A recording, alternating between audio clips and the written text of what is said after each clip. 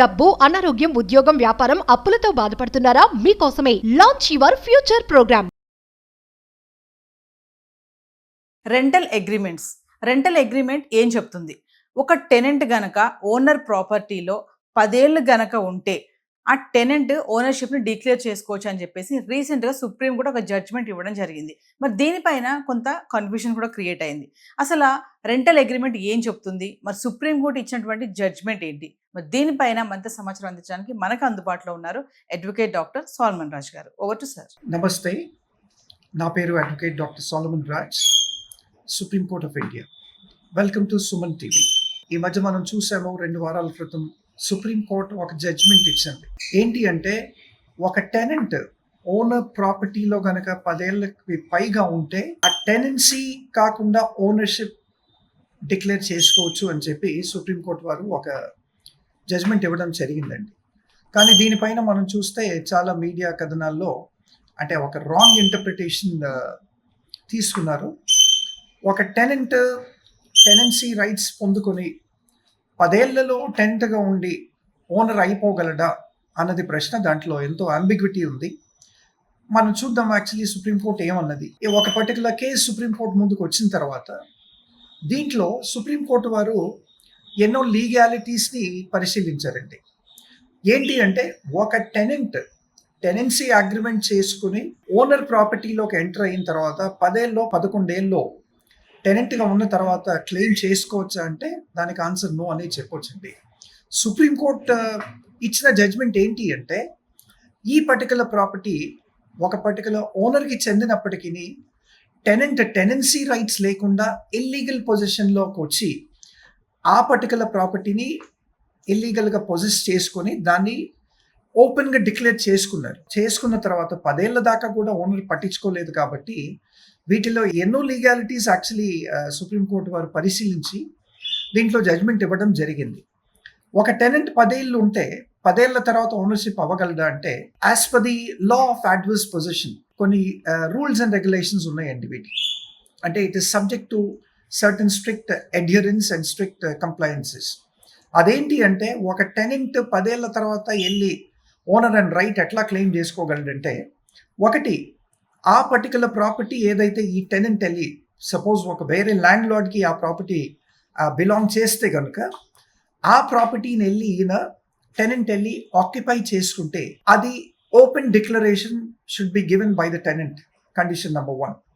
రెండోది, ఈ పర్టికులర్ ప్రాపర్టీని వెళ్ళి ఈ టెనెంట్ వెళ్ళి పొజెస్ చేసుకున్న తర్వాత దాంట్లో ఉండడం మొదలు పెట్టిన తర్వాత ఓనర్ అన్న వాళ్ళు హాస్టైల్ అయి ఉండాలి. మూడోది ఏంటంటే, ఈ టెనెంట్ ఓనర్ ఇన్స్ట్రక్షన్లో ఉండకూడదు. ఓనర్ ఒకటి హాస్టైల్ అయి ఉండాలి, తర్వాత ఓనర్ ఇన్స్ట్రక్షన్లో ఈయన ఉండకూడదు. ఇవన్నీ కూడా ఈ పర్టికులర్ తర్వాత ఈ 10 years దాకా కంటిన్యూగా కూడా ఈ టెనెంట్ ఈ పర్టికులర్ ప్రాపర్టీని పొజెస్ చేసి ఉండాలి.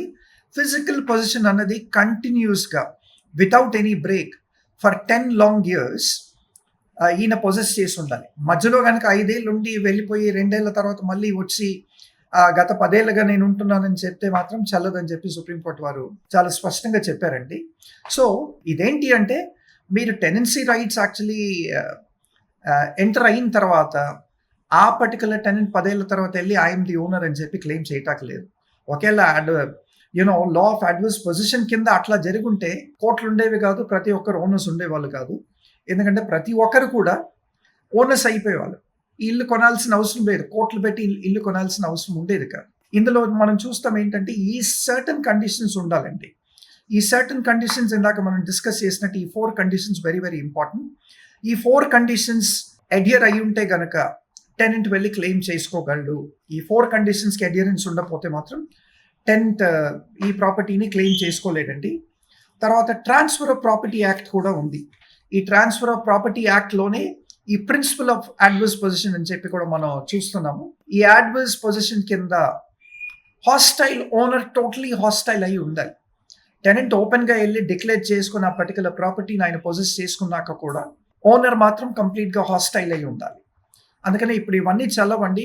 న్యూ రెంటల్ రూల్స్ అని 2025లో కేంద్ర ప్రభుత్వం ఒక కొత్త యాక్ట్ని అయితే తీసుకొచ్చింది. దాంట్లో ఏంటంటే a tenancy agreement between landlord and the tenant అయితే ఆన్లైన్నే చేయాలండి. ఆన్లైన్ పోర్టల్ ఉంది, సెంట్రల్ గవర్నమెంట్ మనకు ఒక ఆన్లైన్ పోర్టల్ అందించారు. ఈ ఆన్లైన్ పోర్టల్లోకి వెళ్ళి మీరు ల్యాండ్ లార్డ్ ఇంకా టెనెంట్ మధ్య జరిగే అగ్రిమెంట్స్ అన్ని కూడా అక్కడే రిజిస్టర్ చేసుకోవాలి. దానికి తగు ఫీ ఏది ఉంటుందో అది ఆన్లైనే పే చేసుకోవాలి. అట్లాంటప్పుడు ఏ డిస్ప్యూట్ వచ్చినా, ఓనర్కి ఏదైనా టెనెంట్తో డిస్ప్యూట్ వచ్చినా, టెనెంట్కి ఓనర్తో ఏదైనా డిస్ప్యూట్ వచ్చినా కానీ you have actually every right to go to the courts and then resolve the dispute అండి. ఒకవేళ ఈ న్యూ రెంటల్ రూల్స్ 2025కి మాత్రం మీరు ఒకవేళ అగ్రిమెంట్ దీని ప్రకారం చేసుకోకపోతే మాత్రం then the court may not entertain your plea. For example ఇప్పుడు నోటరీ ల్యాండ్స్ ఉన్నాయి, నోటరీ ల్యాండ్స్కి మీరు కోర్టులో వెళ్ళి కేసు వేసుకోవడానికి లేదు. అట్లాగే ఒకవేళ ఈ న్యూ రెంటల్ రూల్స్ 2025 కనుక అడ్హెర్ అవ్వకపోతే టెనెంట్కి తర్వాత ల్యాండ్ లార్డ్కి కనుక ఏ డిస్ప్యూట్స్ వచ్చినా కానీ ఈ డిస్ప్యూట్స్ మాత్రం కోర్టులో ఎంటర్టైన్ చేయటం ఉండదు. ఒకవేళ ఎంటర్టైన్ చేసినా కానీ డ్యూ టు మిస్ఇంటర్ప్రిటేషన్ ఈ జడ్జ్మెంట్ మాత్రం మీ ఫేవర్లో రాదండి. అందుకనే అంతకుముందు మనం చూస్తే సుప్రీంకోర్టు వారు 1 month బ్యాక్ ఇంకో జడ్జ్మెంట్ ఇచ్చారు. ఏంటి అంటే a tenant can never become an owner అని చెప్పి ఇచ్చారండి. మరి అదేంటి, ఒక కేసులో జడ్జ్మెంట్ అట్లా ఇచ్చి ఇంకో కేసులో జడ్జ్మెంట్ ఇట్లా ఇచ్చారు. ఏంటి అంటే ఈ జడ్జ్మెంట్ ఏదైతే మనం మాట్లాడుతున్నామో దీంట్లో ఈ 4 కండిషన్స్ ఫుల్ఫిల్ అయి ఉండాలి. Owner should definitely be hostile when a tenant comes and occupies it. The tenant should not be under the instruction of the owner, and the declaration by the tenant should be open that he has actually possessed that property and he is living there the last 10 years. Continuous 10 years ఆయన పొజిషన్లో ఉండాలండి. So ఈ conditions కనుక strictly అడ్హెర్ అవుతాయి, tenant వెళ్ళి కోర్టులో ownership claim చేసుకోవడానికి ఉంటుంది. కానీ discretion of the judicial officer ఒకటి. రెండోది strict adherence to judicial scrutiny also. దాని తర్వాత ఏ రైట్స్ ఉన్నాయి ఏమున్నాయి అన్నది కూడా కోర్టు వారు చూస్తారు. నాలుగోది వచ్చేసి మళ్ళీ ఎవిడెన్స్ కూడా. What kind of evidence does this particular tenant produce before the court. చాలా మందికి అంబిగ్విటీ ఉంది, చాలా మంది కన్ఫ్యూజన్ ఉంది. ఏంటి అంటే ఒక టెనెంట్ వెళ్ళి టెనెంట్గా ఒక పర్టికులర్ ప్రాపర్టీలో ఎంటర్ అయిన తర్వాత 10 ఏళ్ల తర్వాత నేనే ఓనర్ అని చెప్పి ఓనర్ అని బోర్డు పెట్టుకోగలడా, నేను ఓనర్ అని చెప్పి డిక్లేర్ చేసుకోగలడా అంటే లేదండి. ఓనర్ అని డిక్లేర్ చేయడానికి, ఓనర్షిప్ రైట్స్ పొందడానికి కూడా you have to go to the court. కోర్టులో వెళ్ళి మీరు ప్రాపర్ ప్లెయింట్ వేసుకుంటే కానీ ఈ పర్టికులర్ ఓనర్షిప్ అనేది డిక్లేర్ అవ్వలేదు. Thank you.